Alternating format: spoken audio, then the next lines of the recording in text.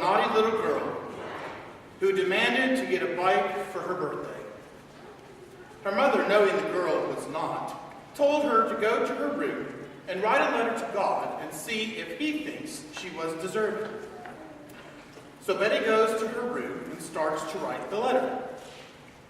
Dear God, I've been a good girl all year and would like a bike for my birthday. Red. She immediately crumpled it up and threw it away because she knew it was a lie. So she started again. Dear God, I've been mostly a good girl this year and would like a red bike for my birthday. She immediately crumpled that one up too and threw it away because she knew that also was a lie. She started a third time. Dear God, I haven't been a very good girl at all this year, but I promise that I will be good next year if I get a red bike for my birthday. Now angry at herself, she tore the letter up because she knew she would never be able to be a good girl for a whole year. She jumped up, ran out of her room, out the door, down the street, and to the nearest church, and she ran up to the altar, and she grabbed the closest Mary statue, and she ran back home. She sat down and wrote her fourth letter. Dear God, I have your mother. Give me a red bike for my birthday or you'll never see her again. You know, even as Christians, we sometimes want to get revenge on somebody for something or some wrong that's been done to us. Betty, in her story that I share with you, she wanted to get revenge on God because she wanted something she didn't deserve and was willing to kidnap God's mother and hold him for ransom. Betty's mother made her reflect on her own shortcomings by writing a letter to God. Her mother knew that by writing the letter, she would take a closer look at herself and see the real Betty. Have you known someone like Betty? The person believes, regardless of what his or her actions or reactions are, they deserve to get what they want. They have the right to do and say what they want, regardless of the circumstances. Or do they? Have you known someone who seems to have a black cloud looming over them all the time? Doesn't matter what they do, they just can't seem to get rid of that black cloud. As a result, they blame anyone they can for anything that goes wrong. It's never anything they do or say. It's always someone else's fault. Or is it? One of my favorite comic strips is The Peanuts by Charles Schulz. Every time I get the newspaper, that's the first place I go to is to find out what's happening with the Peanuts. Charles Schulz was able to take an everyday human situation and circumstance and comically portray it through his characters. Each character has his or her own personality, and we can basically identify with one of those personalities. Me, I identify with Charlie Brown. Not because he's bald. You'll find out in a minute. Here's the Peanuts' main character. If prompted to describe Charlie Brown with a single word, I would have to say that he is resilient. This poor guy can't seem to get a break. And yet, he never gives up. Whether losing his 10,000th game of checkers to Lucy, standing vigil at his mailbox every February 14th, waiting for that special Valentine, winding up on his back when Lucy pulls the football away just as his foot is about to make contact, standing or shaking his head because the tree ate his kite, or blinking with surprise when his baseball team fails to show up during a torrential rain. How does he get through it all? Sometimes when you're depressed, he says, all you want to do is nothing. All you want to do is to lean your head on your arm and stare into space. Sometimes this can go on for hours. If you're unusually depressed, you may have to change arms. Even though he strives for success, the gang never fails to point out Charlie Brown's faults, failures, disappointments, and at times his ineptness. Other times they create for Charlie Brown situations that force him into unproductive situations. For example, at the big baseball game, One will hear a conversation go something like this. Charlie Brown talking to the team. All right, gang, I want this game to be our biggest and our best of the season. I want everyone out there playing with everything he's got. Lucy interrupts. Charlie Brown, I thought up some new strategy for you. Why don't you tell the other team that we're going to play them at a certain place? Only it isn't the real place, and when they don't show up, we'll win by forfeit. Isn't that good strategy? I don't understand these managers who don't want to use good strategy. Charlie Brown replies, the thing we have to remember is spirit and teamwork. If we all really grit our teeth and bear down, Schroeder interjects. That other team was trash-talking us, Charlie Brown. I got even with them, though. I said, you think you're so great? Mozart was writing symphonies when he was your age. That really shut him up. Charlie Brown's reply, I bet it did. But if we really grit our teeth and bear down, I'm sure we could finish the season. Linus interrupts. Perhaps you shouldn't be playing manager, Charlie Brown. Perhaps you should be a bench manager. Sally replies, that's a good idea. You'd be a great bench manager, big brother.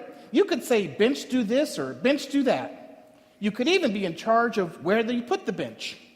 When we get to the playing field, you could say, let's put the bench here, or let's put the bench there. Charlie Brown's response, I can't stand it. Lucy retorts, what's the point of our playing when we know we're going to lose? If there was even 1,000,000 to 1 chance we might win, it would make some sense. Charlie Brown's reply, well, there may not be 1,000,000 to 1 chance, but I'm sure there's at least 1,000,000,000 to 1 chance. Such optimism. Charlie Brown has never been less than a pillar of integrity. Optimistic to a fault, loyal to his friends, patient with his sister, Sally, and dedicated to a dog that only thinks of him as that round-headed kid. Charlie Brown bears unruffled courage and unwavering dignity. He says, some days I wake up early and watch the sunrise, and I think how beautiful it is, how my life lies before me, and how I get very positive feeling about things. Like this morning, for instance, the sky is so clear and the sun is so bright. How can anything go wrong on a day like this? And at that moment, his alarm clock goes off. And he exclaims, I'm late! Let's take a quick look now at some of the individuals Charlie Brown has to deal with day in and day out. First, he has a dog named Snoopy. Here's man's best friend. For a dog with multiple personalities, Snoopy is remarkably free of neuroses, sticking only to the animal kingdom, as the world-famous beagle has pretended to be a dinosaur, a snake, a moose, a piranha, a mountain lion, and many others, even Mickey Mouse, that is. When not snatching a certain blanket or annoying Lucy as the paw-wrestling masked marvel, or giving her dog germs by giving her a kiss, Snoopy usually can be found atop his doghouse with a variety of other roles. A launch pad for a certain feathered friend, would-be best-selling author, and taunter of the never-seen cat next door. Some of Snoopy's many other roles include Joe Cool, the dubious attorney, or the card shark who irks the neighborhood kids. And then again, the single most memorable image of Snoopy is sitting atop his doghouse, pilot's gear pulled over his eyes, charging through the skies in search of the elusive Red Baron. No matter how many other personas adopted by this world's famous beagle, he always turns to his beloved Sopwith camel, whether moonlighting as the mad punter or actually voyaging to the moon. Snoopy will always ensure that Charlie Brown never gets his one wish, to just have an ordinary dog like other people. Snoopy sums up life in his own way. Yesterday, I was a dog. Today, I'm a dog. Tomorrow, I'll probably be a dog still. There's just so little hope of advancement. Nevertheless, it is truly a dog's life, a life of challenges. You try to get excited when that little round-headed kid comes home from school. Next, we have Lucy. I'm sure you're all familiar with Lucy. Whether she's paying tribute to her grandmother in a school presentation or refusing to be exploited on the baseball field, Lucy is quite the defender of women's rights.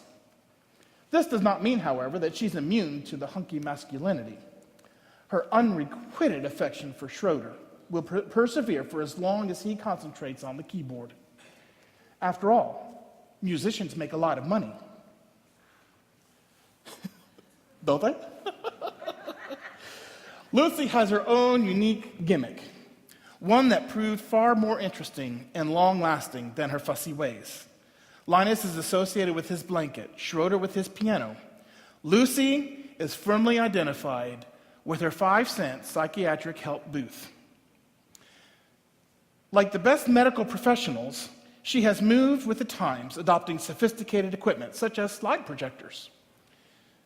For patients with innumerable neuroses, such as Charlie Brown, she rarely soft-pedals her counsel, believing instead that her clients should accept blunt criticism and face up to their problems. Most of the time, Charlie Brown leaves the session with Lucy more depressed and disparaged than when he first went to see her.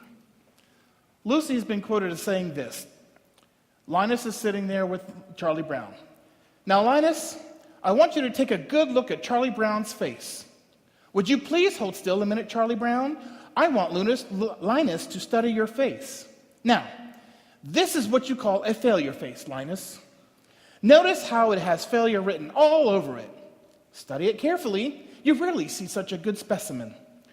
Once the deep lines and dull vacant eye look in the eyes, yes, I would say this is the finest example of failure face you will be able to see in a long, long time." Even more ostensible about Lucy is her egocentric and bossy attitude. Linus, as she says, as a fanfare blows away, "Do you know what I intend? I intend to be a queen. When I grow up, I'm going to be the biggest queen there ever was. And I'll live in a big palace with a big front lawn and have lots of beautiful dresses to wear. And when I go out in my coach, all the people," Linus interrupts her, "Lucy!" Lucy's ignoring him and continues, "All the people will wave, and I will shout at them." And Linus, interrupting her again, says, "Lucy, I believe queen is an inherited title. Yes, I am quite sure a person can only be queen by being born into royal family of the correct lineage, so that she can assume the throne after the death of the reigning monarch. I can't think of any possible way that you could ever become queen. I'm sorry, Lucy, but it's true." Lucy, continuing in her fantasy, ignores Linus. "And in the summertime, I will go to my summer palace, and I will wear my crown in swimming and everything, and all the people will cheer, and I will shout at them." She pauses. "What do you mean I can't be a queen?" Linus bursts her bubble. "It's true." "There must be a loophole," Lucy cries. "This kind of thing always has a loophole. Nobody should be kept from being a queen if she wants to be one. It's undemocratic." Know anyone like that? Next, we have Linus. We've seen Linus already a couple times. He is the gentle philosopher, the voice of reason. Linus is, without question, the collective conscience of all his peers. This inevitably makes him the focus of Sally's attention, broken only when Linus became attracted to the mysterious Lydia. Although often at Lucy's mercy, Linus has become skilled at the art of speaking softly and carrying a blue blanket, a formal weapon in its own right. He is given to many universal truths, but none better than the ageless, "I love mankind. It's people I can't stand." Linus and Charlie Brown are seen together many times at the brick wall. Many philosophical conversations come about, like this one on Charlie Brown's character. "I really don't think you have anything to worry about, Charlie Brown. After all, science has shown a person's character isn't really established until he's at least 5 years old." "But I am 5. I'm more than 5, replies Charlie Brown. "Oh well, that's the way it goes." More than anything else, though, Linus is famous for his belief in the great pumpkin. Considering the apprehension with which he initially greeted the festival of ghosts and witches, Linus has become quite the Halloween advocate, due entirely to the responsibility he has assumed as torchbearer for Santa's newest secular rival. Repeated disappointment has not shaken his faith in the slightest. Anecdotal evidence gives him every reason to believe that one day his will be the duly honored pumpkin patch. Until then, he resolutely endures the mockery of believers, thereby striking a blow for those of us with the courage to stand apart from the crowd. Is this you? Is this someone you know? How about Sally? Sally is Charlie Brown's little sister. She is a little girl with a fondness for older men, Linus. Sally is a symbol for all misguided researchers who mangle their studies and the English language en route to some greater truth. This should sound familiar to you. A C? A C? I got a C on my coat hanger sculpture? How can anyone get a C in a coat hanger sculpture? May I ask a question? Was I being judged on the piece of sculpture itself? If so, is it not true that time alone can judge a work of art? Or was I being judged on my talent? If so, is it right that I be judged on part of my life over which I have no control? If I was judged on my effort, then I was judged unfairly, for I tried as hard as I could. Was I being judged on what I have learned about this project? If so, were then not you, my teacher, also being judged on your ability to transmit your knowledge to me? Are you willing to share my C? Well, perhaps I was being judged on the quality of the coat hanger itself, out of which my creation was made. Now that is also unfair. Am I judged by the quality of the coat hangers that are used by our dry cleaning establishment to return our garments? Is that not the responsibility of my parents? Should they not share my C? Although chronically younger than most of the gang, the territorial Sally is quick to establish her rights and to seek new horizons. Whether she is seizing her brother's bedroom during the infrequent absences or making very sure that no other woman ever lays eyes on her sweet baboo. Linus. When asked to describe her brother, Charlie Brown, Sally says this: "The only thing wrong with my big brother, Charlie Brown, is his lack of confidence. His inferiority and his lack of confidence. His clumsiness, his inferiority, and his lack of confidence. His stupidity, his clumsiness, his inferiority, and his lack of confidence." Is there someone you know that comes to mind like a Sally? This is Charlie Brown's intimate circle of friends and family. Although there are many, many more, we can immediately associate these 5 individuals to Charlie Brown. What is unique about Charlie Brown, though, is he is persistent. There's no giving up. He may hang his head and use the phrase "good grief" all the time, but he never gives up. If anybody deserves the right to give up and blame the world for his troubles, Charlie Brown does. He's the epitome of Corinthians 13. And I'm going to switch his name out so that you can see what I mean. Charlie Brown is patient. He is kind. He does not envy. He does not boast. He is not proud. He does not dishonor others. He is not self-seeking. He is not easily angered. He keeps no record of wrongs. Charlie Brown does not delight in the evil, but rejoices in the truth. He always protects, always trusts, always hopes, always perseveres. Here's a cartoon character living the true Christian life. I think I want to be like Charlie Brown. No. I want to be Charlie Brown. Even though he's bombarded with every obstacle life could throw at him, he remains steadfastly positive in his journey through it all. That's why, when his friends recognize what a great person he really is, they finally declare, "You're a good man, Charlie Brown." I want to live a Charlie Brown life.